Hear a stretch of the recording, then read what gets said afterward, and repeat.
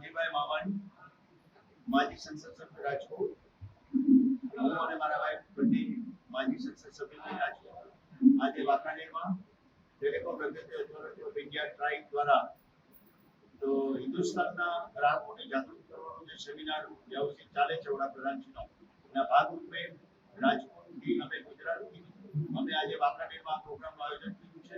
વાંકાનેરના ગ્રામ્ય વિસ્તારના, શહેરી વિસ્તારના નાગરિકોને ટેલિફોન સેવા કેવી રીતે પ્રાપ્ત થઈ શકે અને ટ્રાઇબ દ્વારા શું શું આવશ્યકતાઓ મળે છે એના સંબંધમાં આજે સેમિનાર અમે આયોજિત કર્યો છે. વાંકાનેરના બધા વિદ્વાન આગેવાનો અને વિદ્વાન મિત્રો, પત્રકારો બધા આજે ઉપસ્થિત છે.